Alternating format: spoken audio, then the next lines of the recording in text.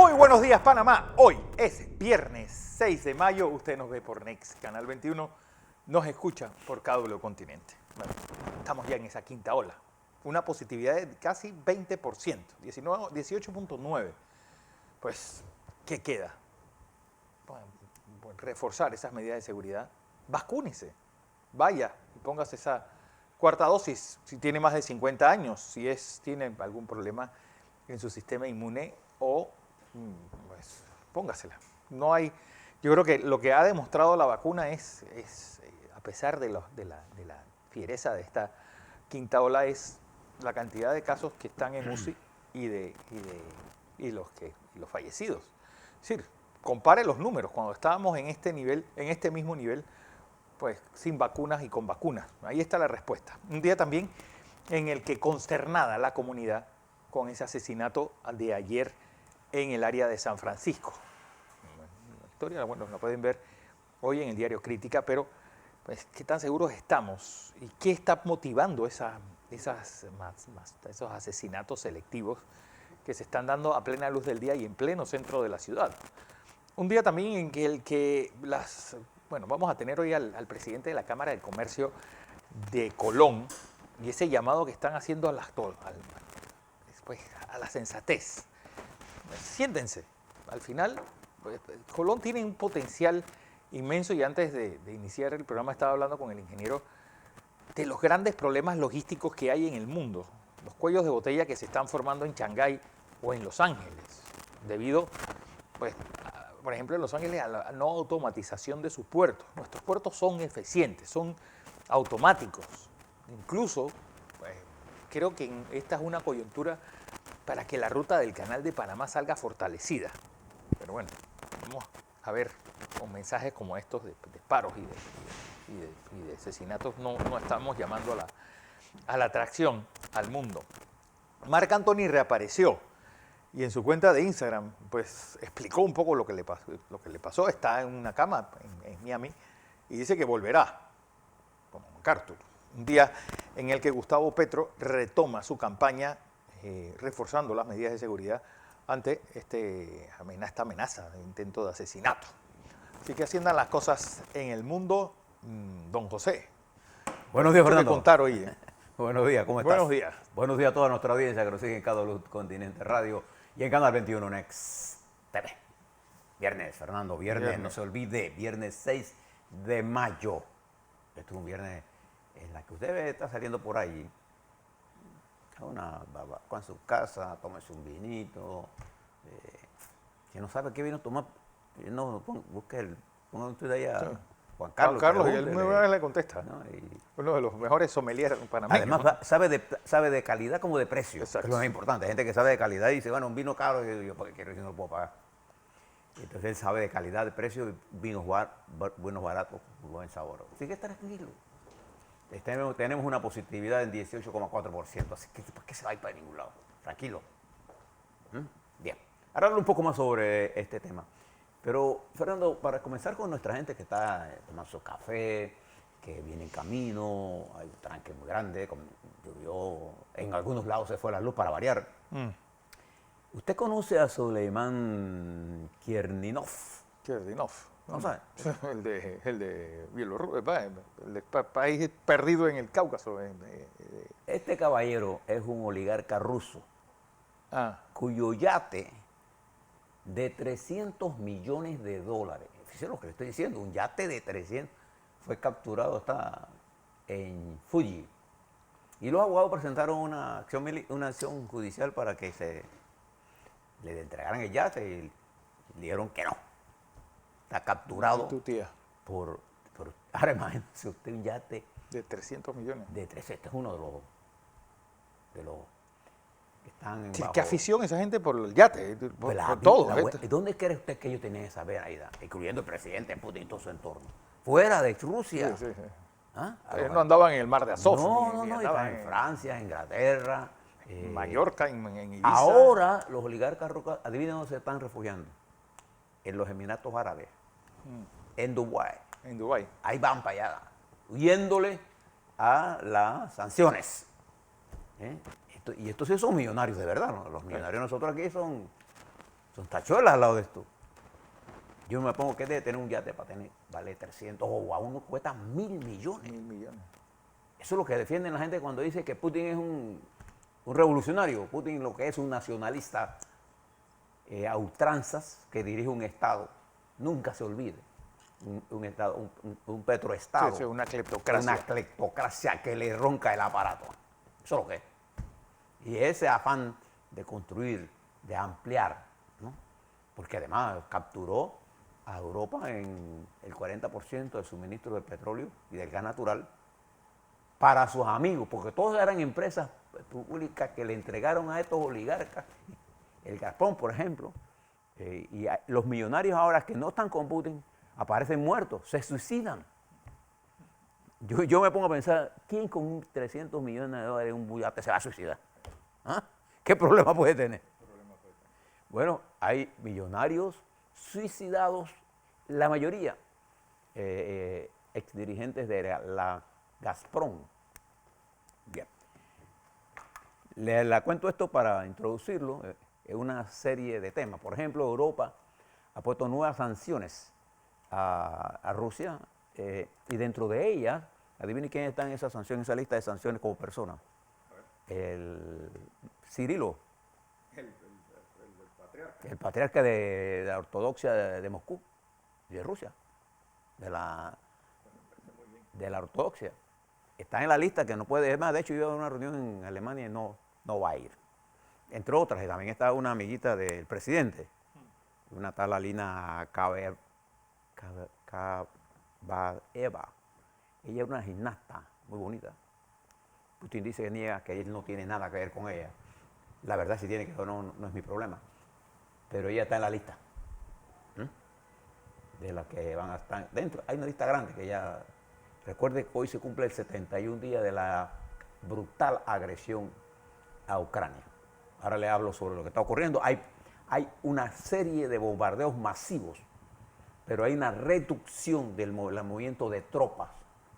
Porque ¿qué resulta? Cada vez que ellos mueven las tropas, la inteligencia mundial le informa al momento en que se está dando eso a la inteligencia ucraniana. Bueno, Estados Unidos ayer lo negó, que ellos hayan sido los que negó una cosa específica. Específica, que la muerte de los generales rusos. Sí, y al banco. Pero la inteligencia general en el mundo, ahora mismo, este mundo cibernético, le dice, las tropas se están moviendo de tal a tal lado, y estos misiles dirigidos que tienen...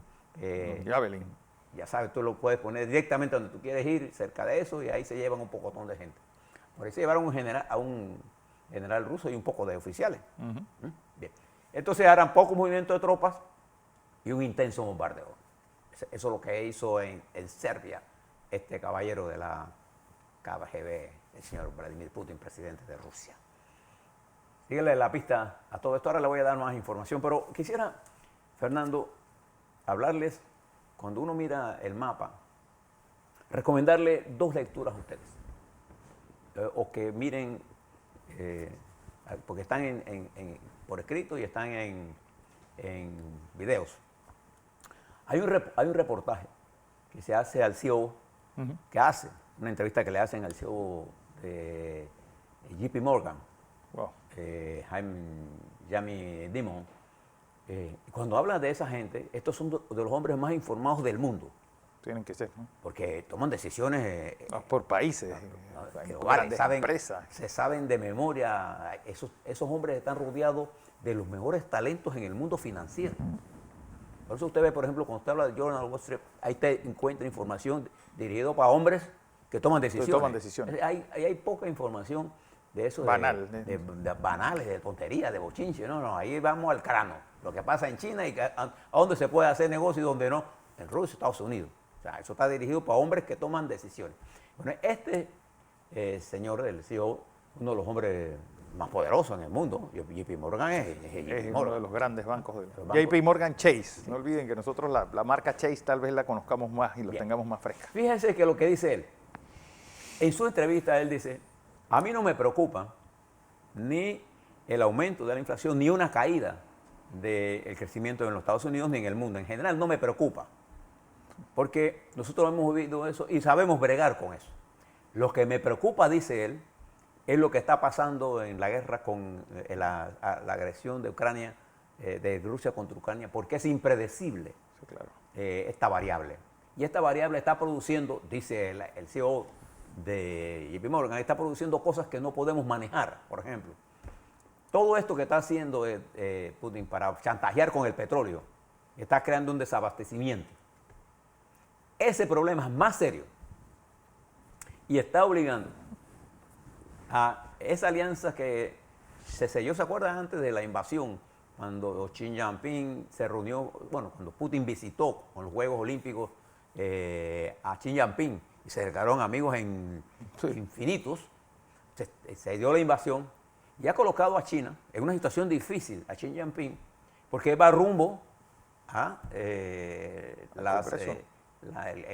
el Congreso del Partido Comunista Chino en octubre, donde él se va, sin duda alguna, a reelegir como presidente y necesita ese Congreso en buen estado.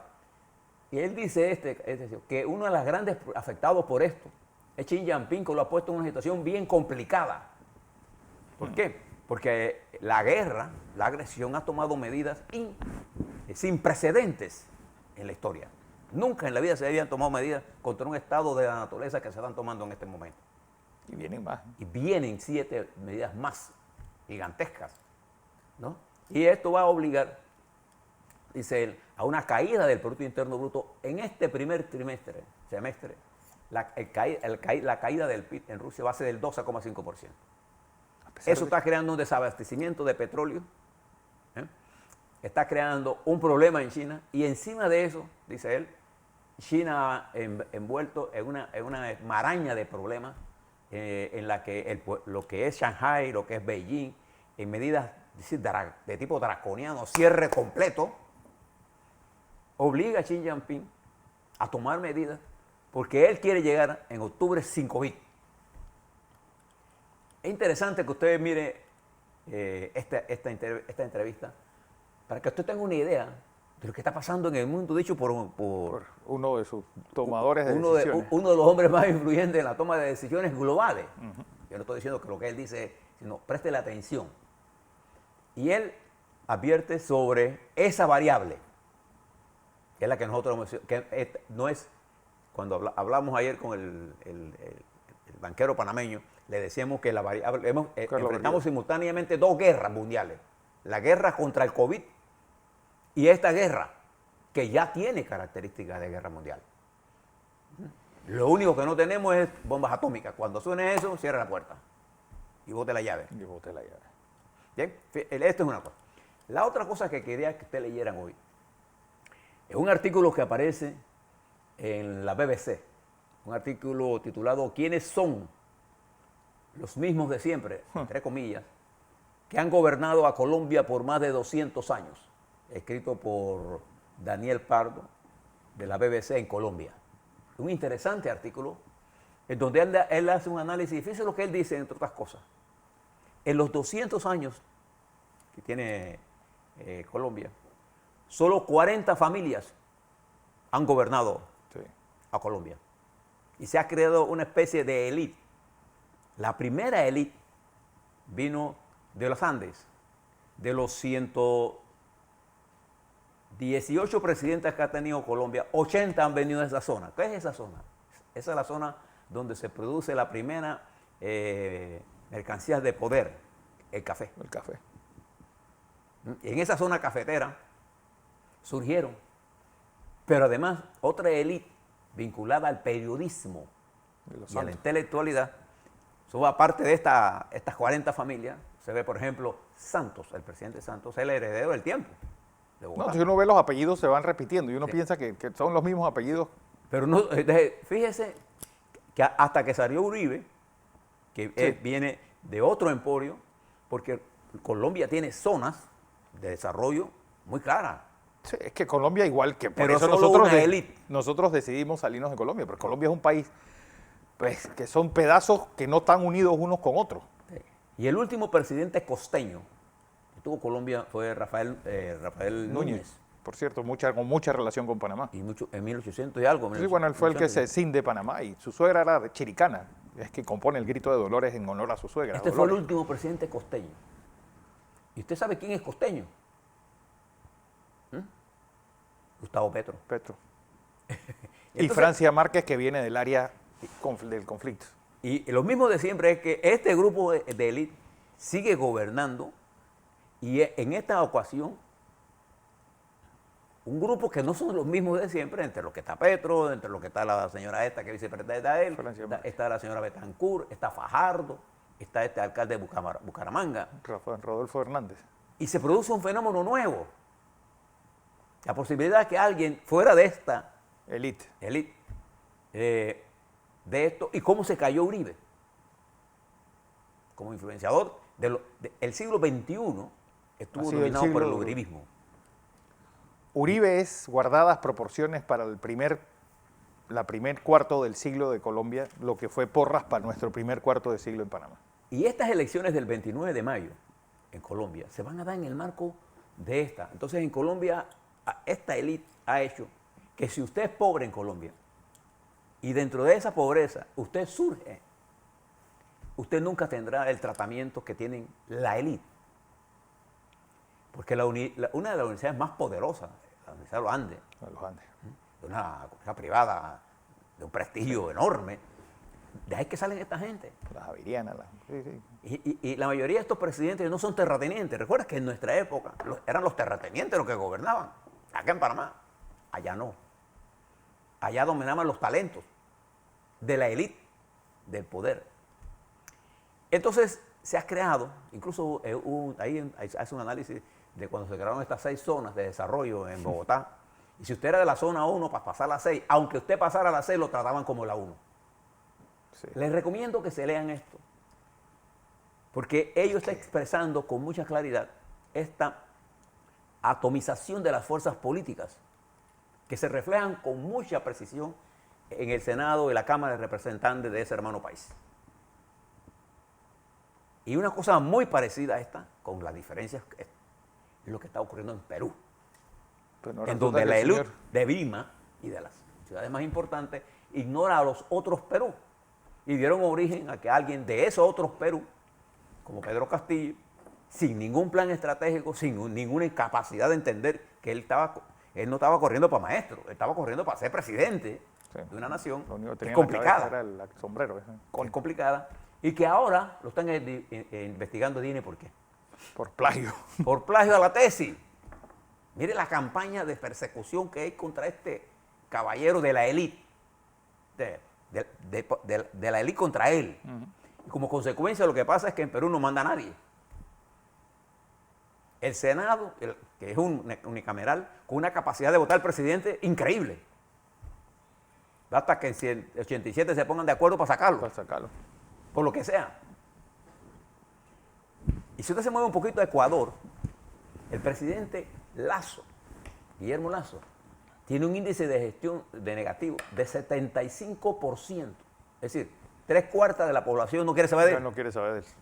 ¿Por qué? Porque la asamblea, que él no controla, no le pasa ninguna ley para los planes que él prometió que iba a desarrollar. Entonces están en una especie de entrampamiento político estructural que impide la gestión. Y Colombia tiene otras características. Colombia es la única nación de América Latina que en la historia no ha tenido un gobierno progresista. Cuando hablo de progresista, un Sí. gobierno tipo, por ejemplo, Lázaro Cárdenas. Bueno, Rojas Pinilla es lo más cerca que han tenido No, un pero progresista. progresista, pero tenía un dictador. Sí, No ha habido, ese es el único país. Usted lo va a encontrar en Chile, en Chile. con Allende, lo va a encontrar en Uruguay, Sí, en lo va a Tulio Vargas encontrar en Brasil. en Argentina, lo va a encontrar en el propio Paraguay, Lugo. Usted lo va a encontrar en México, lo va a encontrar en Panamá, lo va a encontrar. Colombia es el único país y uno de los países de más sólido crecimiento, pero de poco desarrollo. Qué buena definición. Observe eso que están visando en ese país, porque ese país va a elecciones, ¿cuándo? Ahora en mayo. Y con una inmovilidad social, pero Enorme. bestial. Usted es pobre, Va usted al seguirá mar. pobre aunque pase en Bogotá, de la zona 1 a la zona 6, Y lo van a tratar como tal. como pobre. Y los pobres en Colombia nunca tienen la razón. ¿Qué le parece? Entonces, esto es importante entenderlo, porque fíjese hoy, bueno, ayer, el presidente de México, López Obrador, que forma parte de esa corriente que algunos llaman progresista. Sí. Digo algunos porque yo a López Obrador lo conozco de hace muchos años políticamente, lo conozco personalmente, pero más interesante que personalmente lo conozco políticamente. Tiene un libro sobre Bocas del Toro. Es un hombre muy errático y es un hombre muy ególatra. El hecho de que todos los días tenga que hablar él y lo que dice él es lo que es. La palabra del presidente es la palabra del presidente. Cada periodista que se mete contra el presidente ese le sacan la madre en México. Entonces, ese presidente que tiene un puño sobre México, él controla todo, y arrancó una gira ayer a Guatemala. Bueno, viene a Centroamérica, a Guatemala, va a estar allí hoy viernes pasa a El Salvador, de El Salvador viaja a Honduras, de Honduras va a Belice por horas, y de Belice sale el sábado hacia Cuba y regresa el lunes. Y él le está proponiendo en Centroamérica, fíjese lo que está proponiendo, un programa que él tiene allá para la juventud y un programa que tiene de desarrollo, qué sé yo, que lo financia los Estados Unidos. Entonces él está proponiendo algo que siempre los mexicanos, como emperadores que son los presidentes, vienen a proponernos cosas a nosotros que no resuelven nada. A ver, ¿qué resuelve esos problemas? Por ejemplo, la grave situación que se encuentra en Honduras, con una infraestructura social, una infraestructura de salud pública que vale cero. No, infraestructura social, ¿no? Inexistente. Sin una estructura que permita que los pobres tengan sin una reforma agraria, por ejemplo, sin entender los problemas más graves que vive Guatemala. Guatemala es una población de indígenas manejada por otros. Por una élite. Que le imponen a esa población indígena el modelo de desarrollo que ellos no quieren. Entonces, estos programitas no resuelven absolutamente nada. Pero ese presidente se está moviendo ahora y es un progresista. ¿Ah? Porque progresista es visitar Cuba y Nicaragua. Yo no veo nada de progresista eso. Progresista es el hombre que propone transformaciones sociales valederas en el tiempo. Eso es un hombre progresista, un hombre que puede transformar la nación, que puede darle movilidad social, que puede darle participación, equidad, respeto a la nación. Y en ese marco América Latina se mueve. Y en ese marco nos movemos nosotros. Y estudiando lo que está ocurriendo en China y en los puertos norteamericanos, le hablábamos aquí, Fernando y yo, las posibilidades de Panamá son inmensas. Inmensas, pero estamos nosotros cayendo en el ataque individualista y en la autodestrucción de nuestra propia estructura política, que tiene mayor movilidad que el resto de América Latina. Nuestra estructura, o sea, nosotros de pobre, usted puede ser rico, puede ser de clase media, y los niveles digamos, de sectarismo, de racismo en Panamá, que existen, pero son menores. Y la movilidad social en Panamá es mucho más dinámica. Sí, las sociedades burguesas, sobre todo como estas, tienen esa movilización. Por la característica. Por la característica de nuestra economía, sin duda alguna. Entonces, entender todo esto nos lleva entonces a por qué este chairman de JP Morgan está tan preocupado por Ucrania. Y le voy a decir por qué. Porque en este momento la guerra de Ucrania dejó de ser una guerra entre Putin y su interés de liquidar a Ucrania. Se ha convertido en una guerra mundial. Observe que en este momento que estamos ustedes y yo hablando aquí, Fernando, ustedes y yo hablando aquí, usted encontrará que Finlandia está desarrollando maniobras militares con la OTAN y que la fortaleza de las naciones balcánicas respecto a su armamento se ha cuadriplicado. Bálticas, ¿no? Báltica. Se ha cuadriplicado, preparándose para un enfrentamiento con Rusia. Y para que no lo sorprenda. Y Europa ha cerrado el puño frente a la nueva estructura que Europa está creando. ¿Qué está creando Europa? Una estructura entre una unidad económica y una unidad militar. Sí. Para no depender ni de los Estados Unidos ni de Rusia. Y de independizarse de la dependencia energética de Rusia, lo que le va a dar a Rusia prácticamente con un esqueleto.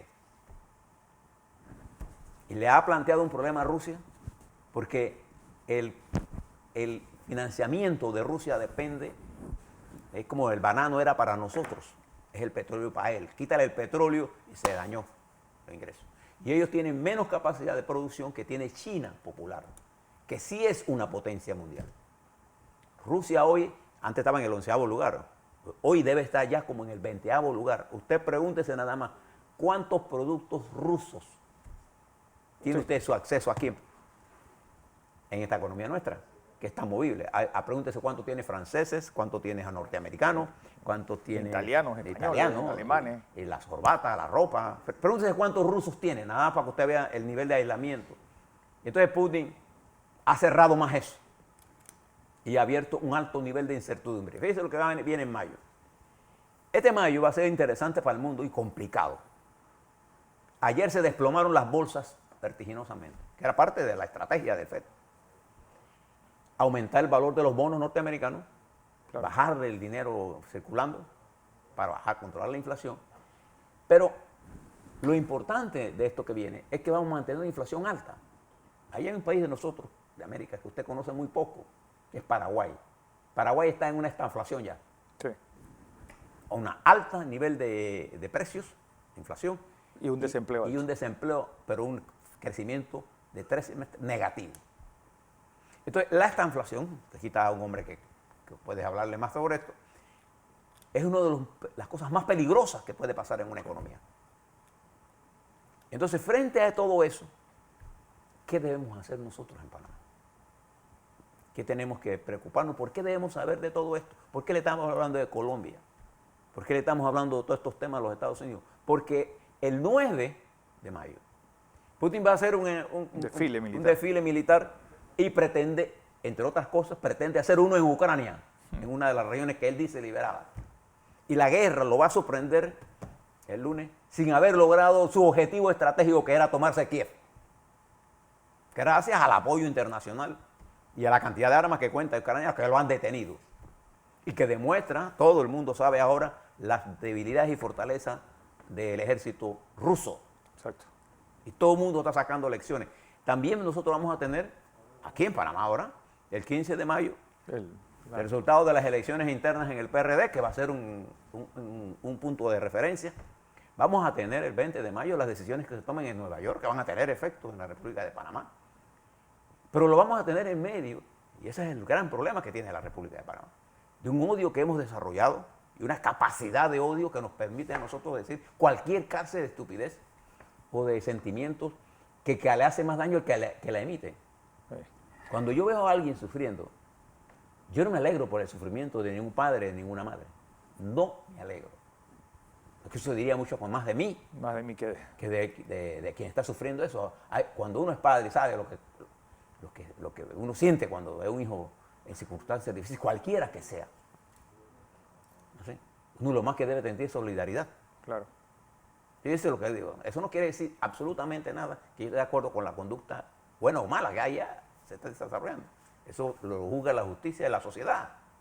Entonces yo creo que estos días que vienen están cargados de tanto peligro que señala a este CEO, que además no tiene ningún problema, él tiene su vida asegurada, sí, nosotros no. Y la de sus nietos. Y la de sus nietos, de sus generaciones. Pero está señalada porque el mundo va a permanecer bajo esta presión durante los próximos 12 meses, por lo menos. Exacto. A la vuelta, le voy a hablar de COVID, le voy a hablar sobre todos estos temas y cómo esto está influyendo, todo este esquema que le he planteado en el sector agropecuario panameño. Pregúntele a los lecheros nuestros, a la gente que produce leche, a todos los que nos están hoy escuchando por televisión y están ordeñando en este momento, a los productores de arroz, o a los productores de cebolla, de lechuga, de tomate, de yuca, de ñame, lo que sea, pregúntele. Pregúntele a las cadenas de supermercados cómo se han incrementado los costos de transporte, cómo está bajando la calidad de los productos. Pregúntele a las empresas que venden si hay o no hay fertilizantes en el mercado mundial para traerlos, o materias primas para formar los fertilizantes, o si hay herbicidas para conseguirlos. Esas son las cosas que nos van a enfrentar. Y a la vuelta le hablo de todas ellas. Así es.